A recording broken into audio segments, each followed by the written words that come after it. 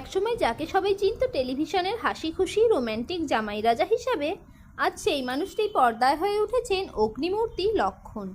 নীতিশ তিওয়ারির বহু প্রতীক্ষিত রামায়ণ ছবির ট্রেলার মুক্তির পর সোশ্যাল মিডিয়ায় সবচেয়ে বড় চমকগুলোর একটি ছিল অভিনেতা রবি দুবে। মাত্র কয়েক সেকেন্ডের উপস্থিতিতেই তিনি এমন তীব্রতা দেখিয়েছেন যা দর্শকদের চোখ কপালে তুলেছে। অনেকেই লিখেছেন এটাই পারফেক্ট লক্ষণ, আবার কেউ বলেছেন রবি দুবে আমাদের প্রত্যাশার থেকেও অনেক বেশি দিয়েছেন। কিন্তু কে এই রবি দুবে?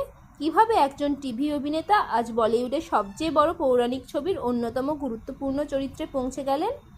চলুন জেনে নেওয়া যাক তার পুরো জীবনগাথা। রবি দুবে জন্ম 23শে ডিসেম্বর 1983 সালে উত্তরপ্রদেশের গোরখপুরে। তার বাবা জ্ঞানপ্রকাশ দুবে ছিলেন একজন সিভিল ইঞ্জিনিয়ার। ছোটবেলা থেকেই পড়াশোনায় ভালো ছিলেন রবি। পরে পরিবার দিল্লিতে চলে আসে এবং সেখানেই তার বেড়ে ওঠা।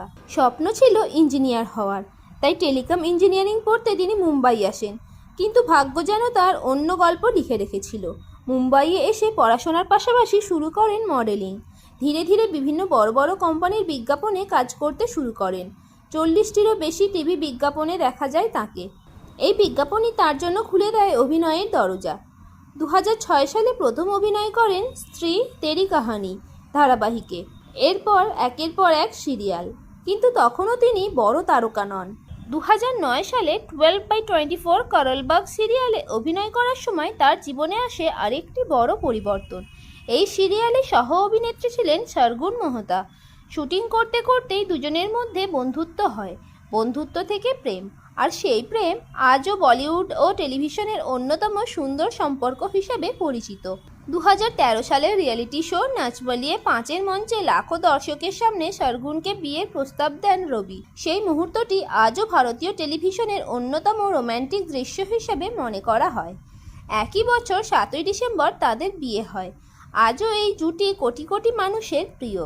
2010 সালে শাসবিনা শ্বশুরাল ধারাবাহিকে তেজ চরিত্রে অভিনয় করে তিনি জনপ্রিয়তা পান। তার জীবনে সবচেয়ে বড় সাফল্য আসে 2014 সালে জি টিভির জামাই রাজা চরিত্রটিতে। জি টিভির জামাই রাজা সিদ্ধার্থ সিড খুরানা চরিত্রে অভিনয় করে তিনি রাতারাতি দেশের অন্যতম জনপ্রিয় টিভি অভিনেতায় পরিণত হন। তার স্টাইল, সংলাপ, রোম্যান্স সবই দর্শকদের মন জয় করে।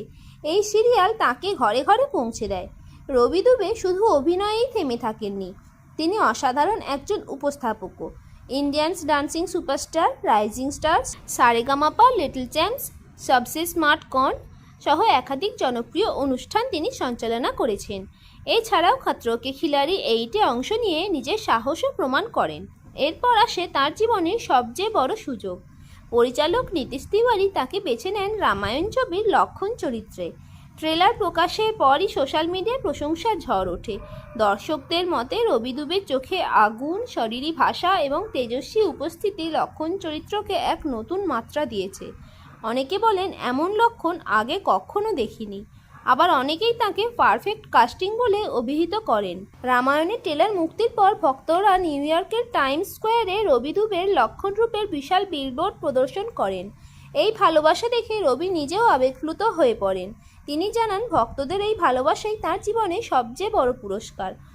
আজ রবি দুবে শুধুমাত্র একজন টিভি তারকা নন, তিনি ধীরে ধীরে বড় পর্দার অন্যতম সম্ভাবনাময় অভিনেতা হয়ে উঠেছেন।